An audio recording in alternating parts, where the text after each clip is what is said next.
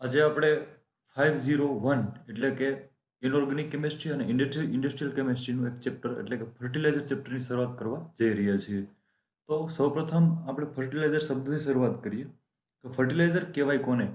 Fertiliser એટલે કે સાદી ભાષામાં આપણે એને ખાતર તરીકે ઓળખીએ છીએ, જે આપણે ખેતરની અંદર પ્લાન્ટના ગ્રોથમાં પાકના ગ્રોથ માટે જે યુઝ કરીએ છીએ, જે ખાતર તરીકે આપણે એનો ઉપયોગ કરીએ છીએ, એને ખાતર કહી શકાય. ફર્ટિલાઇઝર એટલે કે ખાતર.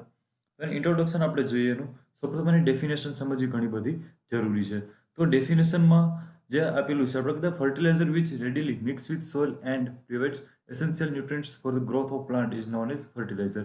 કે પ્લાન્ટના ગ્રોથ માટે સમજાય, જે જમીન સાથે ભળી પાણી સાથે મિક્સ થઈ અને જે પ્લાન્ટને ગ્રોથ આપે છે, ગ્રોથ આપનારું મટીરિયલ એટલે કે પ્લાન્ટને ગ્રોથ જે આપે છે, ગોળ આપે તો ફર્ટિલાઇઝર આપે છે, પ્લાન્ટને ગ્રોથ આપે છે, એને આપણે ફર્ટિલાઇઝર તરીકે ઓળખીએ છીએ. કદાચ છાણિયું ખાતર હોય તો પણ કાંઈ વાંધો નહીં, બરાબર. બહારથી આપણે થેલીનું ખાતર હોય તો પણ કોઈ ઇસ્યુ નથી. તો ફર્ટિલાઇઝર કોને કહી શકાય? તો કે જે પાણીમાં મિક્સ થઈ, પાણી સાથે સોલ્યુબલ થઈ અને જમીનમાં મિક્સ થાય અને પ્લાન્ટને ગ્રોથ આપે, એને શું કહેવાય? ફર્ટિલાઇઝર કહેવાય. એની કાંઈક નાની હિસ્ટ્રી છે આપણે જોઈ. In 1665 sir Kenelm Digby used chemical fertiliser for the first time. કે જ્યારે વર્લ્ડની અંદર 1965ની અંદર પહેલી વખત કોણે યુઝ કર્યો હતો? તો કે કેનલમ ડિગ્બીએ આનો યુઝ કર્યો હતો. હી યુઝડ સેલ્પીટર એટલે કે NaNO3 as fertiliser to get more production. કે સૌ પ્રથમ જે શરૂઆત થઈ હતી ફર્ટિલાઇઝર, જે શરૂઆતમાં અત્યારે અલગ અલગ જે યુરિયા, NPK ઘણા બધા ખાતરો અવેલેબલ છે માર્કેટની અંદર. શરૂઆતના સમયમાં એવું ન હતું. શરૂઆતમાં ઓનલી ફોર NaNO3 એટલે કે નાઇટ્રોજન કન્ટેન્ટ વાળું એક જ ખાતર, એક જ કેમિકલ ઉપલબ્ધ હતું એઝ અ ફર્ટિલાઇઝર તરીકે. ક્યારની વાત છે? તો કે 1965ની અંદર. તો આ એની નાની એવી હિસ્ટ્રી છે. તો ડેફિનેશન મોસ્ટ ઇમ્પોર્ટન્ટ અને ત્યારબાદ હિસ્ટ્રી જે છે એ પણ ઇમ્પોર્ટન્ટ છે. ત્યારબાદ પછી plant nutrient. What is the meaning of plant nutrients? કે પ્લાન્ટની અંદર રહેલા તત્વો, કેમિકલ તત્વો, જે પીરિયોડિક ટેબલની અંદર 118 એલિમેન્ટ છે, એમાંથી કયા એલિમેન્ટ પ્લાન્ટની અંદર રહેલા છે? પ્લાન્ટની અંદર રહેલા છે પણ એમાં કદાચ ડેફિશિયન્સી ઊભી થઈ કે ઘટાડો છે, તો એને આપણે શું કહી શકીએ? પ્લાન્ટ ન્યુટ્રિન્ટ. પ્લાન્ટ ન્યુટ્રિન્ટનો મતલબ કે તત્વો, કે પ્લાન્ટની અંદર કયા કયા તત્વો રહેલા છે. After various finding it was accepted that plant for their growth require 16 element that call plant nutrient. કે 16 એલિમેન્ટ એવા છે જે પ્લાન્ટની અંદર હોય છે.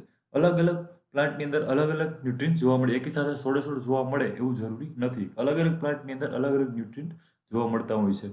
તો 16 એલિમેન્ટ જે છે એની ડેફિશિયન્સી ઊભી થાય ત્યારે આપણે ખાતર એટલે કે ફર્ટિલાઇઝરનો ઉપયોગ કરવો જરૂરી બને છે. એના બાદ નીચે શું કીધું? કે rest of the elements zinc, boron, chlorine, iron, copper, manganese and molybdenum is required for the plant in minute amount, and so these are called micronutrients. તો micronutrients એટલે કે જે આપણી સામે જે ઝીંક થી મોલિબ્ડિનમ સુધી જેટલા પણ એલિમેન્ટ તમને સામે દેખાય છે, આ બધા એલિમેન્ટ કેવા છે? તો કે અલ્પ પ્રમાણમાં પ્લાન્ટને એની જરૂર હોય છે, એટલે એને માઇક્રોન્યુટ્રિયન્ટ્સ તરીકે ઓળખવામાં આવે છે. અલ્પ પ્રમાણમાં, એકદમ ઓછું, વધારે કોઈ એને વધારે રિક્વાયરમેન્ટ હોતી નથી. તો પ્લાન્ટ ન્યુટ્રિયન્ટની ડેફિનેશનમાં જો માઇક્રો ન્યુટ્રિશન ડેફિનેશન કહેવાની થાય તો આપણે એક્ઝામ્પલ તરીકે ઝીંકથી લઈને મોલિબ્ડિનમ સુધીના જે આપેલા છે આપણી સામે, આ આપણે લખવા પડે, બરાબર. તો આ થઈ ગયા પ્લાન્ટ ન્યુટ્રિયન્ટ્સ. તો ચાલો આગળ જોઈએ આપણે પ્લાન્ટ ન્યુટ્રિયન્ટ્સ ક્યાં ક્યાં છે. ચાલો, પ્લાન્ટ ફંક્શન્સ એટલે કે પ્લાન્ટ ફંક્શન્સ એટલે ન્યુટ્રિયન્ટ્સ. તો એની વાત કરીએ તો role of various nutrients in the plant growth has been studied extensively. Some of the important finding are given below. કે ઘણા બધા અલગ અલગ એટલે કે 16 જેટલા અલગ અલગ ન્યુટ્રિયન્ટ્સ આપણી સામે છે જે પ્લાન્ટના ગ્રોથ માટે જરૂરી છે અને એના વિશે સ્ટડી થયેલું છે. તો એમાં ફર્સ્ટ આવશે carbon, second hydrogen, third oxygen, fourth nitrogen, 5 phosphorus, 6 potassium, 7 calcium, 8 magnesium, 9 sulphur, 10 boron, 11 iron, 12 zinc, 13 manganese, 14 copper, 15 molybdenum and 16 is chlorine. તો 16 પ્રકારના ન્યુટ્રિયન્ટ્સ જે છે એ ફંક્શન એટલે કે ફંક્શન જેને કહી શકાય આપણે કે અંદર પ્લાન્ટની અંદર જરૂરી છે. આમાંથી કોઈ પણ ઘટાડો આવે માનો કે, બરાબર, તો પ્લાન્ટ પોતાની રીતે હવામાંથી કેચઅપ કરવાની કોશિશ કરે, પરંતુ જ્યારે હવામાંથી પણ જો કેચઅપ ન થાય ત્યારે આપણે એને સોઇલ દ્વારા એટલે કે પાણીમાં મિક્સઅપ કરીને સોઇલની અંદર મિક્સ કરીને આપણે આપવાના થાય છે બહારથી, જેને આપણે જે ફર્ટિલાઇઝર તરીકે ઓળખીએ છીએ. તો આ થઈ ન્યુટ્રિયન્ટ્સની વાત. હવે 16 એલિમેન્ટ જે છે ડાયરેક્ટલી મેં એના નામ લખીને આપી દીધા છે, પરંતુ તમારી બુકની અંદર 501ની બુકની અંદર જે ચેપ્ટર આપેલું છે એમાં એક પછી એક 1 by 1 એની ડિટેલ વિશે આપેલું છે, સમજાય વસ્તુ. તો કાર્બનનું કામ શું અને કેટલું કન્ટેન્ટ જોઈએ, આ બધી ડિટેલ તમને બુકની અંદર ઓલરેડી આપેલી, તમને વાંચવાથી પણ સમજમાં આવી જશે, એટલે વધારે ડિટેલમાં મેં ચાલો નેક્સ્ટ શું કીધું આપણે કે essential requirement of fertiliser. Essential રિક્વાયરમેન્ટનો મતલબ શું કે કાંઈક એવી રિક્વાયરમેન્ટ છે ફર્ટિલાઇઝર માટે, બરાબર, કે જે પ્લાન્ટ માટે એવી રિક્વાયરમેન્ટ છે કે ફર્ટિલાઇઝરનો યુઝ કઈ રીતે કરવો, ઘણી બધી રિક્વાયરમેન્ટ હોય. તો એનું આપણે એક પછી એક સમજીએ. The most important factor which is prime importance in the functioning of fertilizer is the movement of water in the soil. પાણી આપવાથી ગ્રોથ થાય એવું આપણે બધા જાણીએ છીએ કે પ્લાન્ટને પાણી આપો તો એનો ગ્રોથ થાય, પરંતુ પાણી સાથે એવું કંઈક આપી કે જેથી કરીને એનો ગ્રોથ વધારે થાય અને સારી રીતે થાય. તો એની માટેની કન્ડિશનો નીચે 6 કન્ડિશન આપેલી છે. આપણે જોઈએ શું કીધું. ફર્સ્ટ કન્ડિશન એવું કહે છે કે the element present in the compound must be easily to the plant.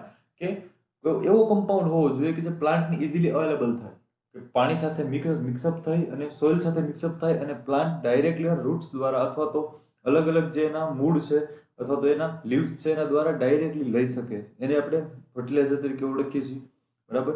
તો આ પ્રકારનો કમ્પાઉન્ડ હોવો જોઈએ કે ઇઝીલી અવેલેબલ રહે. ત્યારબાદ સેકન્ડ આપેલું છે substance must be soluble in water, કે પાણી સાથે સોલ્યુબલ હોવું જોઈએ, પાણીમાં ભળી જવું જોઈએ. હવે પાણીમાં સોલ્યુબલ ન થાય તો એને નાખવાનો કોઈ મતલબ નથી, બરાબર. તો પાણી સાથે મિક્સ થાય એને ફર્ટિલાઇઝર તરીકે પણ લઈ શકાય. ત્યારબાદ થર્ડ આપ્યું કે it should be stable so that it is may be made available for the plant for a long time, કે પ્લાન્ટની અંદર લોંગ ટાઈમ સુધી રહેવો જોઈએ, બરાબર. કે પ્લાન્ટમાં તમે એક વખત ખાતર નાખી દીધું, બરાબર, તો પ્લાન્ટ છે જ્યાં સુધી એનો પાક કમ્પ્લીટલી 3 કે 4 મહિના સુધી જ્યારે પૂરો ન થાય ત્યાં સુધી અવેલેબલ રહેવો જોઈએ, કે એક દિવસમાં એનું કામ પૂરું કરી નીકળી જાય આ વસ્તુ એમાં કામ કરતી નથી. તો લોંગ ટાઈમ સુધી સ્ટેબલ રહી શકવો જોઈએ. એમાં ફોર્થ આપ્યું છે it should not be very costly, કે વધારે મોંઘો ન હોવો જોઈએ, બરાબર. કે પ્લાન્ટ જે આપણે આપવાનો થાય પ્લાન્ટને કોઈ પણ ફર્ટિલાઇઝર, તો ફર્ટિલાઇઝર વધારે મોંઘું હોવું જોઈએ નહીં. ત્યારબાદ ફિફ્થ કન્ડિશન આપી it should maintain the pH of soil in the range of 7 to 8, કે સોઇલની જે પીએચ છે એ પીએચ મેન્ટેન રહેવી જોઈએ. કે માનો કે સોઇલની પીએચ 7 થી 8 ની વચ્ચે હોય તો 7 થી 8 ની વચ્ચે જ પીએચ ફર્ટિલાઇઝર નાખ્યા પછી પણ, ફર્ટિલાઇઝરનો ઉપયોગ કર્યા પછી પણ 7 થી 8 પીએચ રહેવી જોઈએ. એથી વધારો પણ ન થવો જોઈએ, એથી ઘટાડો પણ ન થવો જોઈએ. તો સોઇલ એનાલિસિસની અંદર જ્યારે પીએચ મેન્ટેન રહેતી હોય તો તમારી સોઇલ એટલે કે જમીન કમ્પ્લીટ છે એવું કહી શકાય. જેની પીએચમાં ગડબડી થાય એટલે કે પીએચ મેન્ટેન ન રહે તો સોઇલ જે છે એમાં કાંઈક પ્રોબ્લેમ છે એવું કહી શકાય. તો ફર્ટિલાઇઝરનો ઉપયોગ કરતા સમયે એ વસ્તુ ખાસ ધ્યાન રાખવી જરૂરી છે કે સોઇલની પીએચમાં કોઈ ફેરફાર ન થાય. ત્યારબાદ 6 કન્ડિશન આપી છે it should not be a poison plant, કે કોઈ એવું ફર્ટિલાઇઝર ઉપયોગમાં ન લેવું કે જેથી કરીને પ્લાન્ટ જ આખું પોઈઝનિયસ થઈ જાય, બરાબર. કે પ્લાન્ટને તમે ફર્ટિલાઇઝર આપો અને ત્યારબાદ પ્લાન્ટ જ જો પૂરેપૂરો ઝેરી થઈ જાય, પોઈઝનિયસ થઈ જાય, ટોક્સિક થઈ જાય, તો એ કોઈ એવું પ્રકારનું ફર્ટિલાઇઝર આપણે યુઝ કરવું જોઈએ નહીં. તો આ 6 કન્ડિશન જે છે એના ઉપર ખાસ ધ્યાન રાખવું જરૂરી છે ક્યારે ફર્ટિલાઇઝરનો ઉપયોગ કરતી વખતે અને એની બનાવતી વખતે આપણે ધ્યાન રાખવું જરૂરી છે. ચલો નેક્સ્ટ જોઈએ શું કીધું. ચાલો ક્લાસિફિકેશન આપી દીધું આપણે, જે તમારે એક્ઝામ માટે ઘણું બધું ઇમ્પોર્ટન્ટ છે. ક્લાસિફિકેશન ઓફ ફર્ટિલાઇઝર્સમાં ફર્ટિલાઇઝર્સના બે ભાગ પાડી દીધા, નેચરલ અને સિન્થેટિક. નેચરલ એટલે કે કુદરતી રીતે જે મળી આવે છે એને નેચરલ તરીકે આપણે ઓળખીએ છીએ, અને સિન્થેટિક એટલે કે લેબોરેટરીની અંદર જે આપણે પ્રક્રિયાઓ દ્વારા રિએક્શન દ્વારા જે બનાવીએ છીએ એટલે કે આર્ટિફિશિયલ સિન્થેસિસ કરીને જે બનાવવામાં આવે છે એને આપણે સિન્થેટિક ફર્ટિલાઇઝર તરીકે ઓળખીએ છીએ. તો નેચરલમાં ક્યાં ક્યાં આવશે, નેચરલમાં પણ પાછા બે આવશે, ઓર્ગેનિક અને ઇનઓર્ગેનિક. ચાલો ઓર્ગેનિક જોઈએ આપણે. ઓર્ગેનિકમાં plant matter, farm yard matter, animal matter અને ગુઆનો. ત્યારબાદ ઇનઓર્ગેનિકમાં Chile, saltpetre, rock phosphate, wooden ash અને પોટેશિયમ સોલ્ટ, બરાબર. આ એટલા જે છે 4 ઓર્ગેનિકમાં છે, 4 ઇનઓર્ગેનિકમાં છે. આગળ એના વિશે આપણે વિસ્તૃત સમજણ મેળવીએ. ત્યારબાદ સિન્થેટિક આર્ટિફિશિયલ એટલે nitrogenous fertiliser, phosphate fertiliser, potassium fertiliser અને એનપીકે નાઇટ્રોજન, ફોસ્ફરસ અને પોટેશિયમ ફર્ટિલાઇઝર. તો આનો એક ક્લાસિફિકેશનનો ચાર્ટ છે જે તમે સમજવામાં ઘણો બધો ઇઝી પડશે અને યાદ રાખવો પણ ઇઝી પડશે. એક્ઝામની અંદર કદાચ ક્લાસિફિકેશન પૂછાય ફર્ટિલાઇઝરનું તો તમારે આ લખવું જરૂરી છે. ચલો નેક્સ્ટ આપણે એક પછી એક સમજ મેળવીએ એના વિશે શું કહેવા માંગે છે. ચલો એમાં ફર્સ્ટ આપ્યું છે પ્લાન્ટ મેટર. તો પ્લાન્ટ મેટરમાં એવું કીધું કે oil cakes from cotton seed meal, linseed meal and castor cake belong to the this class. કે પ્લાન્ટ મેટરનો મતલબ શું કે કોઈ એવા ઓઇલી પ્લાન્ટ છે જે ઓલરેડી ખાતરનું કામ કરે. એક એક્ઝામ્પલ તરીકે તમને સમજાવું કે તલનું વાવેતર કરે. ઘણી વખત મગફળી કપાસની વચ્ચે આપણે તલનું વાવેતર કરીએ અને તલ થોડા અમથા મોટા થાય એટલે કે 30, 40, 50 દિવસના થાય એટલે એને આપણે ફાડી નાખીએ છીએ, બરાબર. તો એનો મિનિંગ કે ઓલરેડી જે છે એ નાઇટ્રોજનનો એક ભરપૂર ખજાનો છે. તો પ્લાન્ટ મેટર એટલે કે કોઈ પણ એવા પ્લાન્ટ કે જે મેક્સિમમ કોઈ પણ અમાઉન્ટ કોઈ પણ એલિમેન્ટનું કન્ટેન્ટ લઈ શકે, ત્યારબાદ એને જમીનને આપી શકે, બરાબર. તો આને કહેવાય પ્લાન્ટ મેટર. ત્યારબાદ ફાર્મ યાર્ડ મેનર આપ્યું છે. Typical farm yard manure consist of cow dung, sheep dung and human excretion. કે ફાર્મ યાર્ડ એટલે કે ગાયનું છાણ, બરાબર, અથવા તો ઘેટાનું છાણ. તો છાણિયું ખાતરની વાત કરી છે અહીંયા, બરાબર. છાણિયું ખાતર જે છે એ પણ ઘણું બધું ઇમ્પોર્ટન્ટ છે, આપણે એના વિશે જાણીએ છીએ ઓર્ગેનિક મેટરની અંદર.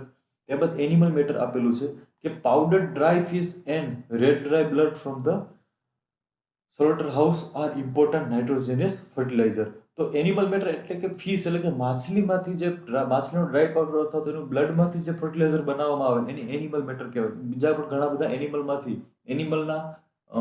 શું કહેવાય, એનિમલના અંગોમાંથી ઘણું બધું ખાતર બનાવવામાં આવે એટલે કે ફર્ટિલાઇઝર બનાવવામાં આવે, જેને આપણે એનિમલ મેટર તરીકે ઓળખીએ છીએ. ત્યારબાદ ગ્વાનો આપ્યું છે આપણે, જે શબ્દ કદાચ તમને નવો લાગશે પણ એનું એક્સપ્લેનેશન આપેલું છે અહીંયા કે it is classic example of complete fertiliser and it is a mixture of birds excretion and fish bones. એટલે કે જે બર્ડ્સ એટલે કે પંખીઓ જે છે એ એનું ઉપરથી કાંઈક પીછા છે અથવા વોટેવર ઘણું બધું જે પંખીઓ જે વેસ્ટેડ મટીરિયલ જે છે એ બહાર છોડતા હોય છે, તો એનું જો ખાતર બને એટલે કે ફર્ટિલાઇઝર બને છે, બરાબર, મિક્સ થાય છે સોઇલની અંદર, તો એ પણ એક ફર્ટિલાઇઝરનું કામ કરે છે. ત્યારબાદ આપ્યું છે ચેલપીટર, જેની વાત આપણે શરૂઆતમાં થઈ કે સૌથી પહેલું ફર્ટિલાઇઝર હતું. તો it is a NaNO3. NaNO3 ને શું કહી શકાય? તો ચેલપીટર કહી શકાય. ત્યારબાદ પોટેશિયમ સોલ્ટ એટલે કે પોટેશિયમ સોલ્ટ એટલે કે એના ક્ષારની વાત કરીએ. It consist of waste material of sugar beet crop. Sugar beet crop એટલે કે શેરડીમાંથી કદાચ ઉપર જે વ્હાઇટ કલરનું જે પડ આવેલું હોય એને કાઢી નાખો એટલે કે શું થાય કે પોટેશિયમનો ભરપૂર ખજાનો હોય છે, પોટેશિયમ સોલ્ટ્સ છે એમાં હોય છે, બરાબર. અને એના દ્વારા જ શેરડી છે, કોઈ પણ મીઠા પદાર્થો હોય જેમ કે શેરડી છે, તો કોઈ પણ ફળ છે, તો એના ઉપર આપણે કંઈક સફેદ કલરનો એક ક્ષાર જેવું જોવા મળતું હોય. આનું કારણ કે જ્યારે પણ ગળાશ એટલે કે સ્વીટનેસ જ્યાં હોય ત્યાં ખારાશ ક્યારે સાથે રહી શકતી નથી, અને સોલ્ટ હંમેશા સ્વાદે કેવા હોય, ખારા હોય છે. તો જ્યારે પણ શુગર જેની અંદર પણ ઇન્વોલ્વ હોય એટલે કે શેરડી છે, કોઈ પણ ફળ છે, બરાબર, ફ્રૂટ, તો એની અંદરથી શું મેક્સિમમ પ્રમાણમાં નીકળતું હોય તો કે પોટેશિયમ સોલ્ટ મેક્સિમમ પ્રમાણમાં આપણે લઈ શકીએ છીએ, બરાબર. તો આ વાત થઈ કોની? તો કે આ વાત થઈ ભાઈ આપણે શરૂઆતનું ઇન્ટ્રોડક્શન આપણે જોયું, ટોટલી એની ડેફિનેશન જોઈ શરૂઆતથી. ડેફિનેશન બાદ આપણે ફર્ટિલાઇઝરનું ડેફિનેશન જોયા બાદ એની હિસ્ટ્રી જોઈ, એના બાદ પ્લાન્ટ ન્યુટ્રિશનની વાત કરી. પ્લાન્ટ ન્યુટ્રિશનમાં હજી એક વાર તમને કહી દઉં પ્લાન્ટ યુનિટ ફંક્શન્સની અંદર કે એક પછી એક 1 by 1 બધા વિશે હિસ્ટ્રી તમારી બુક 501માં આપેલી છે, જે તમારે વાંચી લેવાની છે. ત્યારબાદ દરેક વિશે તમારે જોવાનું પડશે કે ભાઈ શું કહેવા માગે છે, બરાબર. એના પછી સેકન્ડ આવશે એસેન્શિયલ રિક્વાયર ફોર ફર્ટિલાઇઝર, કે 6 રિક્વાયરમેન્ટ છે, 6 રિક્વાયરમેન્ટ તમારે ખાસ તમને યાદ હોવી જોઈએ એક્ઝામ વખતે. એના પછી classification is a very most important. એક્ઝામમાં કદાચ બીજું કંઈ ના આવડે આ ચેપ્ટરમાંથી તો ક્લાસિફિકેશન આવડવું ખૂબ જ જરૂરી છે. ફર્ટિલાઇઝર નેચરલ અને સિન્થેટિક, એમાં ઓર્ગેનિક અને ઇનઓર્ગેનિક આવશે નેચરલમાં, અને આમાં ક્યાં આવશે? સિન્થેટિક આર્ટિફિશિયલ, જે લેબમાં બનાવવામાં આવે છે. એના પછી સેકન્ડ શું આવશે? તો કે દરેક વિષયના એક પછી એક 1 by 1 આપણે ઇન્ફોર્મેશન આપેલી છે દરેકની, એક પછી એક્સપ્લેન કરેલા છે. તો દરેક વિશે તમે જાણવું જરૂરી છે, અને કદાચ આમાંથી ન સમજાય કોઈ પણ તો ફરીથી સમજાવવાનો પ્રયત્ન આપણે કરશું. અસ્તુ.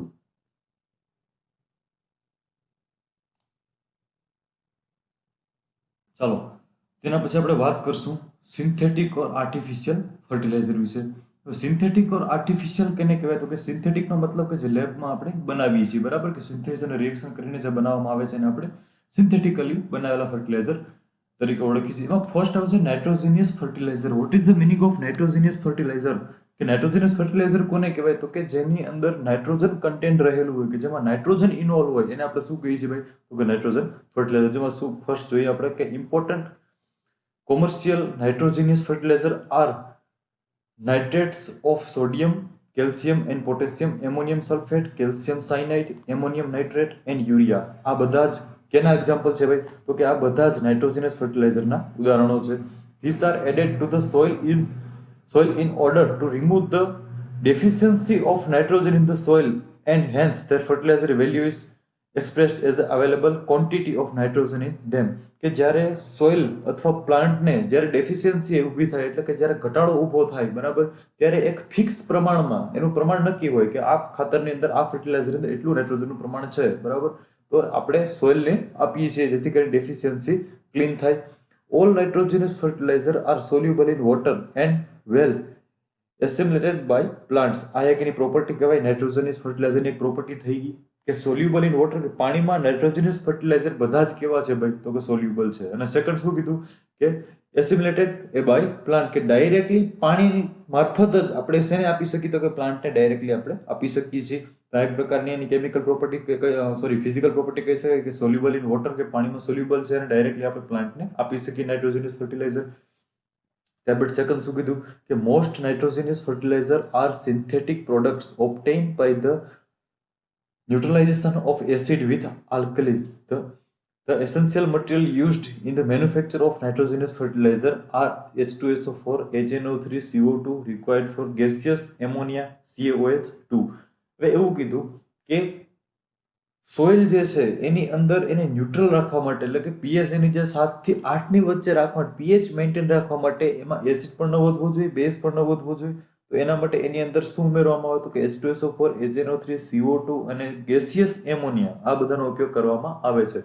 ગેસિયસ એમોનિયા શા માટે? ગેસિયસ એમોનિયા એટલા માટે કે જ્યારે પણ ખાતર તમે આપો ત્યારે પીએચમાં થોડો ફેરફાર થાય, જમીનના એટલે કે સોઇલના પીએચમાં ફેરફાર જોવા મળતો હોય છે.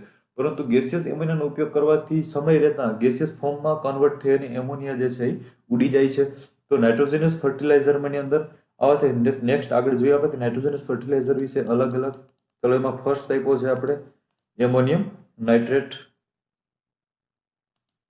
ચાલો એમોનિયમ નાઇટ્રેટ પહેલો નાઇટ્રોજનસ ફર્ટિલાઇઝર આપણી સામે છે. તો જોઈએ શું કીધું એમાં કે ammonium nitrate is most important nitrogenous fertiliser. Over 80% of the worldwide ammonium nitrate production goes into fertilizer and minor amount to other use, mainly to industrial explosive. કે એમોનિયમ નાઇટ્રેટ જે છે એ ઘણો બધો ઇમ્પોર્ટન્ટ નાઇટ્રોજનસ ફર્ટિલાઇઝર છે, કારણ કે 80% જેટલો ammonium nitrate જે છે વર્લ્ડની અંદર યુઝ થાય છે અને માઇનોર અમાઉન્ટમાં એની એક્સપ્લોઝિવ અસરો છે. એટલા માટે આપણે એમોનિયમ નાઇટ્રેટનો ઉપયોગ કરીએ છીએ. ઇટ કન્ટેન્સ અબાઉટ 33.0% નાઇટ્રોજન, કે એમાં 33% જેટલો શું હોય તો કે નાઇટ્રોજન હોય છે. અને ammonium nitrate plant are found in the most of the fertiliser producing countries of the world. કે એમોનિયા જે છે એ ખરેખર આપણે જોવા જઈએ તો હવા છે, એર એટલે કે ગેસિસ ફોર્મ છે. એટલે એરમાંથી આપણે નાઇટ્રોજન મળી આવે, એટલે કે ઓલ ઓવર વર્લ્ડની અંદર આ બનાવવું પોસિબલ પણ છે. તો એનું રો મટીરિયલ જોઈએ આપણે કે મેન્યુફેક્ચરિંગ થાય ત્યારે રો મટીરિયલ કયું યુઝ થાય કે all ammonium nitrate plant are operated in conjugation with an ammonia plant and nitric acid plant. કે બધા જ એમોનિયમ નાઇટ્રેટ જે છે એ બધા જ પ્લાન્ટની અંદર એમોનિયા અને નાઇટ્રિક એસિડ બંને દરેક પ્લાન્ટની અંદર રિએક્શન આપી શકે. The raw material for ammonium nitrate are ammonia and nitric acid. કે આ પ્રકારના રો મટીરિયલ યુઝ થાય. કયા પ્રકાર? તો કે ammonium nitrate, ammonia and nitric acid. બરાબર. તો રો મટીરિયલ તરીકે આપણે શું યુઝ કરી છે? Ammonia, ammonium nitrate, ammonia and nitric acid. ત્યાર બધીની મેથડ આપી છે આપણે કંઈક સામે.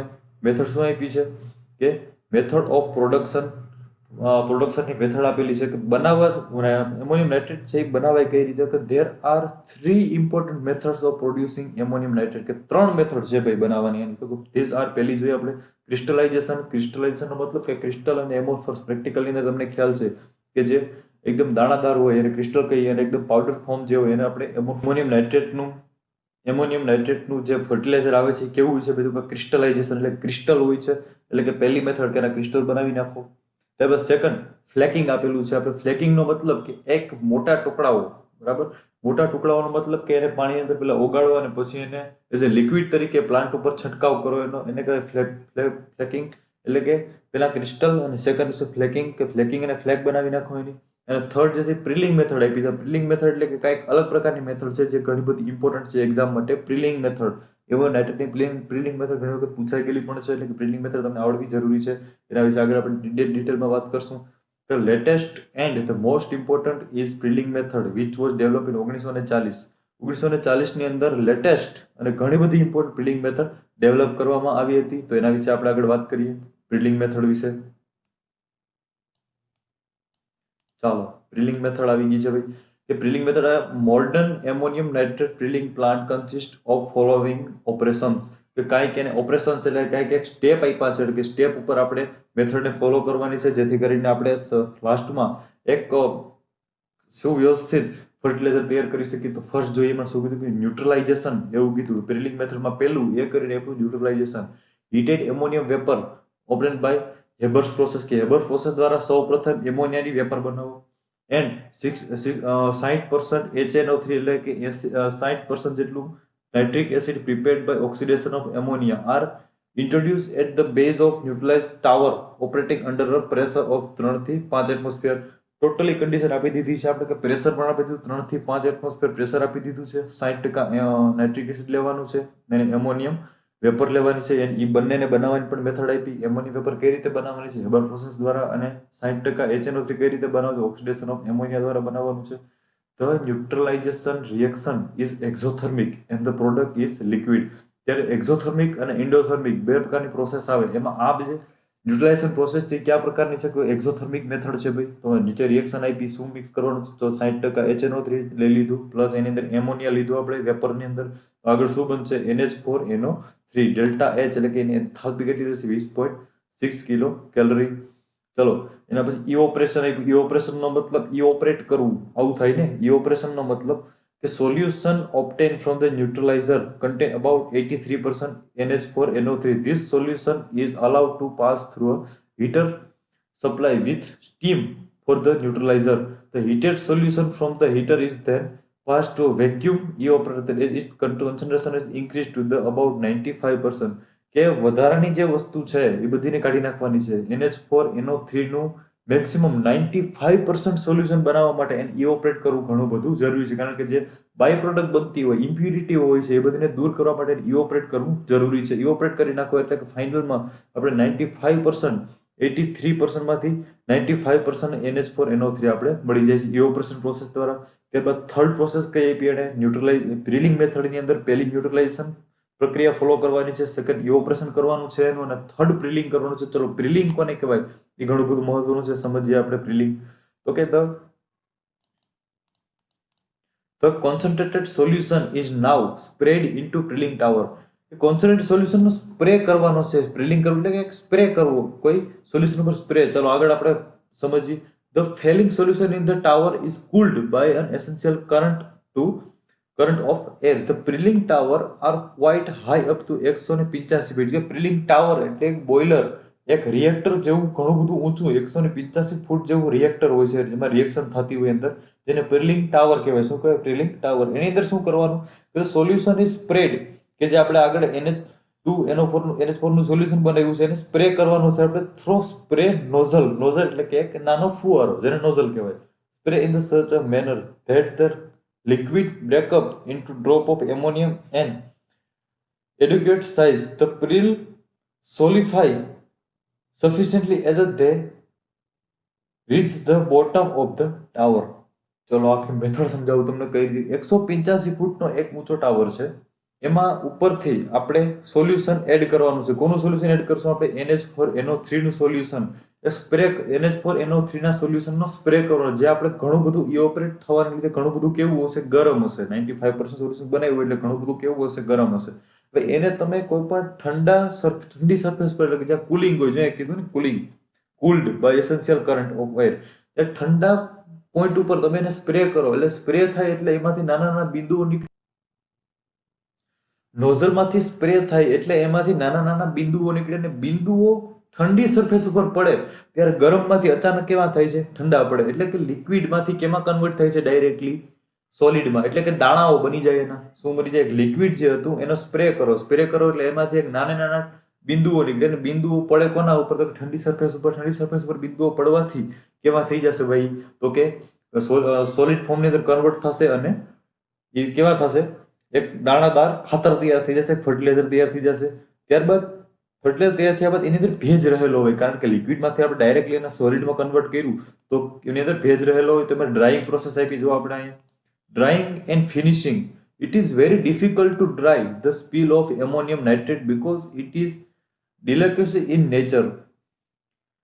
The drying temperature must be low drawing temperature કેવું હોય છે, ઘણું બધું નીચું હોય છે, ઘણું બધું ઠંડુ પ્રમાણ હોય છે કે ઝીરોની નજીક હોય. ઝીરોની નજીક એટલે પ્રેશર કેવું, ટેમ્પરેચર કેવું હોય, ઘણું બધું ઠંડુ, પ્રેશર ઘણું બધું નીચું હોય છે, લો.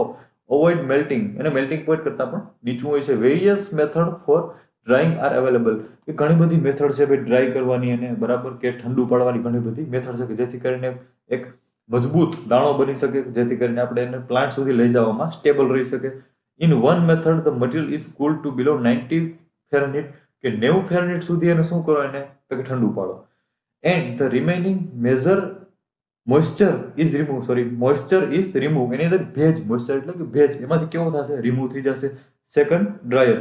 After drying it is coated and taken to packing plant of packing. હવે કોટેડ, આ નવો શબ્દ છે કોટેડ. કોટિંગ કરવું એટલે શું, કે જે દાણો તૈયાર થયો છે ફર્ટિલાઇઝરનો, જે એક નાનો એવો સોલિડમાં ઠંડો પાડેલો દાણો તૈયાર થયો, એના પર કોટિંગ એટલે કેમિકલનું કોટિંગ, પાવડરનું કોટિંગ કરવામાં આવે, જેથી કરીને એનું પેકિંગ સમયે એમાં પાછી મોઇસ્ચર લાગે નહીં. એકવાર તો આપણે 90 ડિગ્રી ફેરનહીટ સુધી ઠંડુ પાડી અને મોઇસ્ચરને રિમૂવ કરી, પરંતુ ફરીથી વાતાવરણને લીધે એના ઉપર મોઇસ્ચર લાગવાની શક્યતાઓ ખરી. તો એ શક્યતાઓને ઘટાડવા માટે એના ઉપર કોટિંગ કરવામાં આવે. કોટિંગ એટલે કઈ રીતે કોટિંગ થાય, તો કે એની અંદર એક એવો પાવડરનો છંટકાવ કરવામાં આવે જેથી કરીને કોટિંગ પોસિબલ બને. ત્યારબાદ એને ઘડીક અને મોઇસ્ચર એટલે કે એને, ચાલો એના પછી આવશે એક ડાયાગ્રામ છે આપણી સામે. ચાલો આ ડાયાગ્રામ છે ભાઈ, ડ્રિલિંગ મેથડનો ડાયાગ્રામ છે. Flow diagram ammonium nitrate.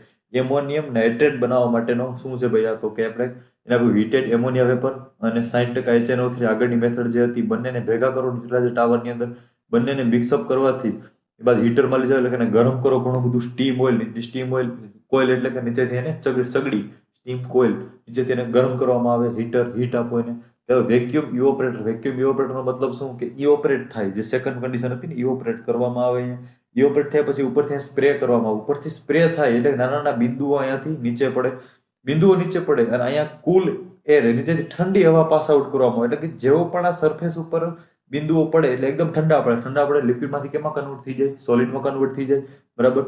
અને અહીંથી મોઇસ્ચર બધી કેવી થાય છે, રિમૂવ. તો કે જે ઠંડા દાણાઓ છે એને ફરીથી કેમાં લઈ જવામાં આવે, તો કે અહીંયાથી લઈ નીચેથી એને ડ્રાયરમાં લઈ જવામાં, સૂકવવામાં, એકદમ સુકાઈ જાય એટલે કઠણ મજબૂત દાણાઓ તૈયાર થાય ફર્ટિલાઇઝરના.